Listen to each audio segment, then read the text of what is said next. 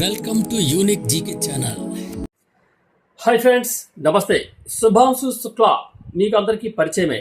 ఈ శుభాంశు శుక్లా అంతరిక్ష యాత్ర మిషన్ స్పెషల్ ఏంటి? అయితే భారత వ్యోమగామి శుభాంశు శుక్లా జూన్ 8వ తారీఖున అంతరిక్ష యాత్రకు బయలుదేరనున్నారు. యాక్సియం 4 మిషన్లో భాగంగా శుభాంశు మరో 3 వ్యోమగాములతో పాటు కలిసి అంతర్జాతీయ అంతరిక్ష కేంద్రంకు చేరుకున్నారు. అయితే సాంకేతిక సమస్యల కారణంగా మే 29న జరగాల్సిన ఈ ప్రయాణం వాయిదా పడింది. అయితే ఫ్లోరిడాలోని కెనడీ స్పేస్ సెంటర్ నుంచి స్పేస్ ఎక్స్ డ్రాగన్ వ్యోమనౌకలో వారు అంతరిక్షంలోకి ప్రయాణిస్తారు. శుక్లా అంతరిక్షంలో 7 కీలక ప్రయోగాలు చేపట్టనున్నారు. ఇందుకు ఈ మిషన్ యొక్క విశేషాలు ఏంటి అంటే, ఈ అంతరిక్ష యాత్రలో శుభాంశు శుక్లా పైలట్గా వ్యవహరిస్తారు.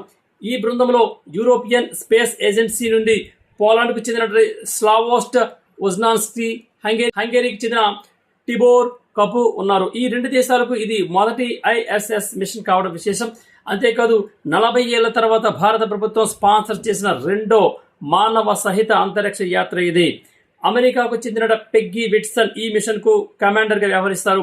ఆమె ఇప్పటికే అంతరిక్షంలో అత్యధిక రోజులు గడిపిన అమెరికన్ వ్యోమగామిగా రికార్డు సృష్టించడం జరిగింది. ఇందుకు ఈ శుభాంశు శుక్లా ఏం చేయనున్నారు? భారత్ లక్ష్యాలు ఏమిటి చూసుకుంటే, 1984లో రాకేష్ శర్మ రష్యా సోయిజ్ వ్యోమనౌకలో అంతరిక్షంలోకి వెళ్లారు. ఇప్పుడు దాదాపు 40 ఏళ్ల తర్వాత Shubhanshu Shukla SpaceX Dragon వ్యోమనౌకలో అంతరిక్షంలోకి పయనించనున్నారు. ఈ యాత్రలో శుక్లా 7 కీలక ప్రయోగాలు నిర్వహించనున్నారు. భారత్లో సూక్ష్మ గురుత్వాకర్షణ పరిశోధనలను ప్రోత్సహించడం ఈ ప్రయోగాల ప్రధాన లక్ష్యం.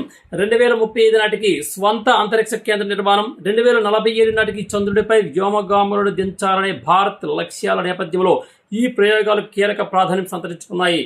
ఇస్రో ఈ ఐఎస్ఎస్లో భారతీయ ఆహార పదార్థాలపై దృష్టి సారిస్తూ సూక్ష్మ గురుత్వాకర్షణ పరిస్థితుల్లో మెంతి, పెసర, మొలకల పెంపకం ప్రయోగాలను చేపడుతోంది. ఈ యాక్సియం 4 బృందం స్పేస్ ఎక్స్ డ్రాగన్ వ్యోమనౌకలో అంతర్జాతీయ అంతరిక్ష కేంద్రానికి చేరుకొని 14 రోజుల పాటు పరిశోధనలు నిర్వహిస్తుంది. ఇది ఫ్రెండ్స్ శుభాంశు శుక్లా యాత్ర గురించి. Thank you. ఈ వీడియో మీకు నచ్చినట్లయితే సబ్స్క్రైబ్ చేయండి, మిగతా వారికి షేర్ చేయండి, అలాగే లైక్ చేసి కామెంట్ కూడా చేయండి. ధన్యవాదాలు.